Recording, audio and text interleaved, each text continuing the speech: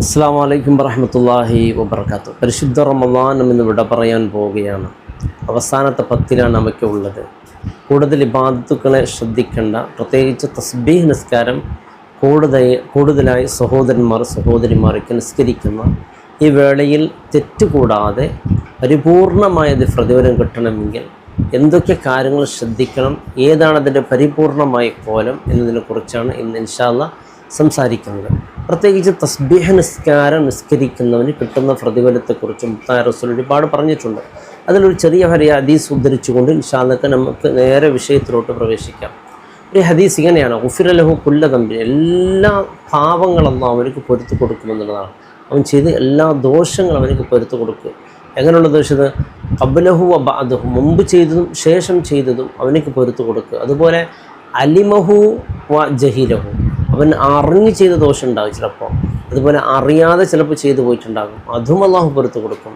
സഗീറുഹു വ കബീറുഹു, ചെറിയതും പൊരുത്തു കൊടുക്കും, കബീറുഹു വലിയതും പൊരുത്തു കൊടുക്കും. എന്തിനാം ഇത് പാഴാക്കണല്ലേ? ഷാദനി വരുന്ന ഒറ്റപ്പെട്ട രാത്രികൾ ഞാൻ പറയുന്ന ആ രീതിയിൽ നിസ്കരിക്കുകയാണെങ്കിൽ അള്ളാഹുവിൻ്റെ അത് സ്വീകാര്യതയാകും. അതോടൊപ്പം നമ്മുടെ ചെറുത് വലുത്, സിറുഹു വ അലാനിയത്ത്, ആരും കാണാതെ ഒറ്റക്കൊരു മുറിയിലിരുന്ന ചില ദോഷങ്ങളില്ലേ, മാതാപിതാക്കൾ അറിയില്ല, കൂട്ടുകാർ അറിയില്ല, ഒരാളും അറിയാതെ സിറായി രഹസ്യമായി ചെയ്തത്, അതും അള്ളാഹു പൊരുത്തു തരും. അലാനിയത്തുഹു, ജനങ്ങളുടെ മുമ്പിൽ പരസ്യമായി ചെയ്ത ദോഷങ്ങളില്ലേ, കൂട്ടുകാരെ കൂടുമ്പോൾ അവരെ കൂടെ ഇങ്ങനെ കളിത്തിരി തമാശയുമായി ചെയ്ത ദോഷങ്ങൾ, ഇങ്ങനെ പല ദോഷങ്ങളുണ്ട്. എല്ലാം അള്ളാഹു പൊരുത്തി തരുന്നതാണ് ഈ തസ്ബീഹ് നിസ്കാരത്തിൻ്റെ ഒറ്റ കാരണം കൊണ്ട് എന്ന് അള്ളാഹുവിൻ്റെ റസൂൽ പറഞ്ഞിട്ടുണ്ട്. അപ്പോൾ ഇത്രയും പാവങ്ങളെ പൊറുക്കപ്പെടുന്ന ഒരു നിസ്കാരം എന്തിന്? നാം പാപികളാണ്, ദോഷികളാണ്, അറിഞ്ഞും അറിയാതെ ഒരുപാട് തെറ്റുകൾ ചെയ്തു പോയവരാണ്. അപ്പോൾ ഇൻഷാ അല്ലാഹ് നാം ഈ നിസ്കാരം എൻ്റെ പ്രിയപ്പെട്ടവരെ നിസ്കരിക്കണം. ഇതിൻ്റെ കോലം ഇൻഷാ അല്ലാഹ് നാം വിശദീകരിക്കുന്നുണ്ട്. ഒന്നാമതായി നാം ശ്രദ്ധിക്കേണ്ടത് തസ്ബീഹ് നിസ്കാരത്തിൻ്റെ നിയ്യത്താണ്. നിയ്യത്ത് നമുക്കൊക്കെ അറിയാം, സാധാരണ നിയ്യത്ത് നാം ചെയ്യാറുണ്ട്. തസ്ബീഹ് എന്ന സുന്നത്ത് 2 റക്അത്ത് ഖിബ്ല കൊണ്ടിട്ട് അല്ലാഹു തആല നിസ്കരിക്കുന്നു. നാം സാധാരണ നിയ്യത്ത് എന്നുള്ളത് വായിൽ പറയലല്ല, അത് മനസ്സിൽ കരുതുകയാണ് വേണ്ടത്.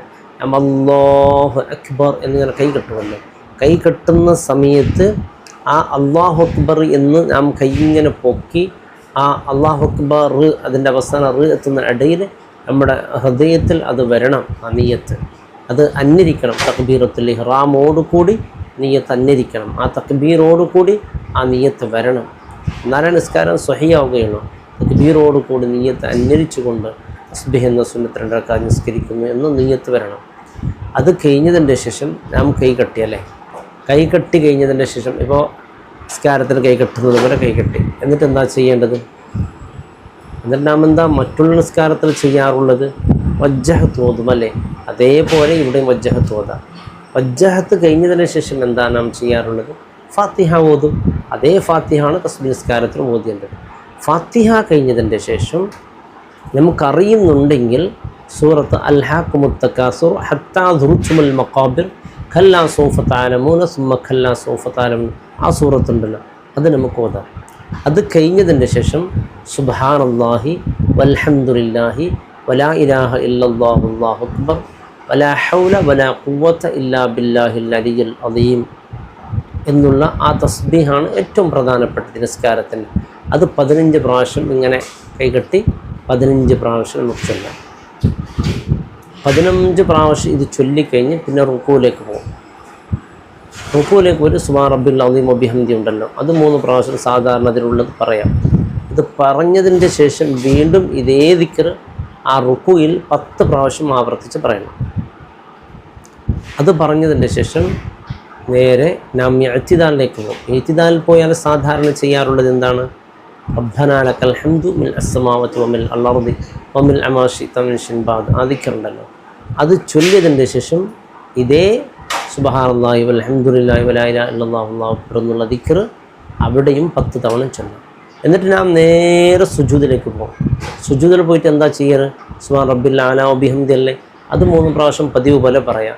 അത് പറഞ്ഞതിന് ശേഷം ഈ ദിക്ർ അവിടെയും എന്താക്കണം? 10 പ്രാവശ്യം പറയണം.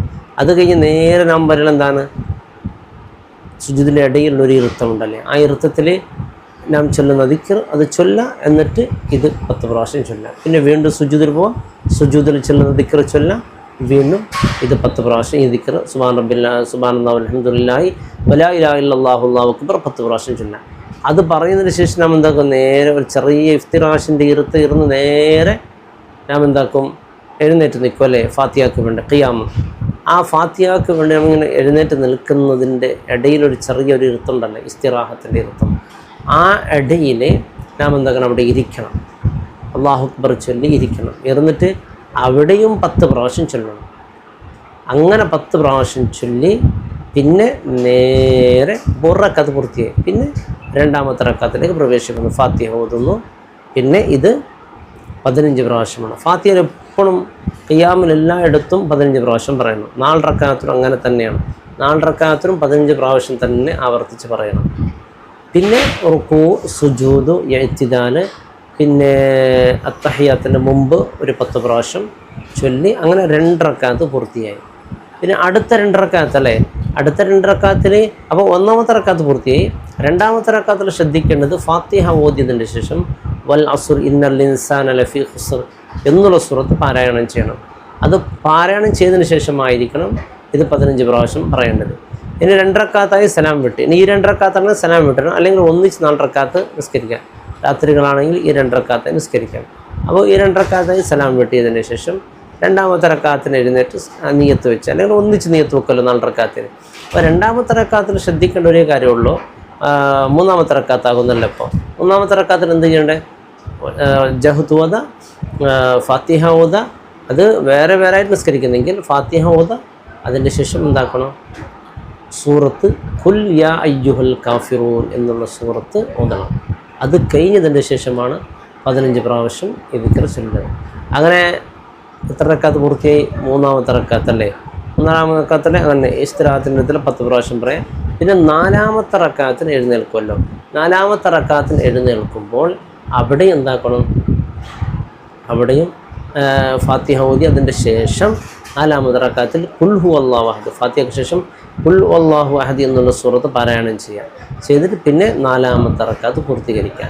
ഇനി ഇസ്തിറാഹത്തിൻ്റെ ഇരുത്തത്തിലാണ് ചെറിയ ബുദ്ധിമുട്ടാകുന്നത്. കാരണം 1-ാമത്തെ റക്അത്ത് നാം നേരെ എഴുന്നേറ്റ് നിന്നിട്ടാണ് നമുക്ക് ശീലമുള്ളത്. അതുകൊണ്ട് പെട്ടെന്ന് നാം എഴുന്നേൽക്കാനവിടെ സാധ്യത ഉണ്ട്. അങ്ങനെ എഴുന്നേറ്റ് നിന്നാൽ ഫാത്തിഹയ്ക്ക് മുമ്പായി ഇസ്തിറാഹത്തിലുള്ള ആ 10 ഉണ്ടല്ലോ, അത് അവിടെ വെച്ച് നമുക്ക് പൂർത്തിയാക്കാവുന്നതാണ്. പൂർത്തിയാക്കി പിന്നെ ഫാത്തിഹ ഓതി പിന്നെ സൂറത്ത് ഓതി പിന്നെ വീണ്ടും 15 പ്രാവശ്യം പൂർത്തിയാക്കാവുന്നതാണ്. ഇങ്ങനെ വളരെ ലളിതമായ രീതിയിൽ നമുക്ക് നിസ്കാരം പൂർത്തിയാക്കാൻ സാധിക്കും. ഇതിൻ്റെ പ്രതിഫലം വലിയ മഹത്വമുള്ള പ്രതിഫലമാണ്. കാരണം നമ്മുടെ എല്ലാം നാം ചെയ്ത അറിഞ്ഞും അറിയാതെയും, അതുപോലെ ചെറുതും വലുതും, അതുപോലെ രഹസ്യമായി പരസ്യമായി ചെയ്ത എല്ലാ പാവങ്ങളും അല്ലാഹു പൊറുത്തു തരുമെന്നാണ്. ഇത് ദിവസവും നിസ്കരിക്കാൻ സാധിക്കുന്നവർ ദിവസവും നിസ്കരിക്കാൻ, അതിന് സാധിക്കാത്തവരുണ്ടെങ്കിൽ ആഴ്ചയിൽ 1 പ്രാവശ്യം നിസ്കരിക്കാം. അതിനും സാധിക്കാത്തവരുണ്ടെങ്കിൽ മാസത്തിലെങ്കിലും 1 നിസ്കരിക്കണം. അതിനും ഒരാൾക്ക് സാധ്യമല്ലെങ്കിൽ കൊല്ലത്തിലൊന്നെങ്കിലും നിസ്കരിക്കണം. ഇനി കൊല്ലത്തിനും ഒരാൾക്ക് സാധ്യമില്ല എന്നുണ്ടെങ്കിൽ മരിക്കുന്നതിന് മുമ്പ് 1 തവണമെങ്കിൽ ഈ നിസ്കാരം എൻ്റെ പ്രിയമുള്ളവരെ നാം നിസ്കരിക്കണം. അല്ലാഹു സുബ്ഹാനഹു വ തആല ഈ പരിശുദ്ധമായ റമദാൻ്റെ ഹക്ക് ജാബറക്കത്ത് കൊണ്ട് നമ്മുടെ എല്ലാ സൽക്കർമ്മങ്ങൾ അല്ലാഹു സ്വീകരിക്കട്ടെ, അല്ലാഹു കബൂലാക്കട്ടെ. അസ്സലാമു അലൈക്കും വറഹ്മത്തുള്ളാഹി വബറകാതുഹു.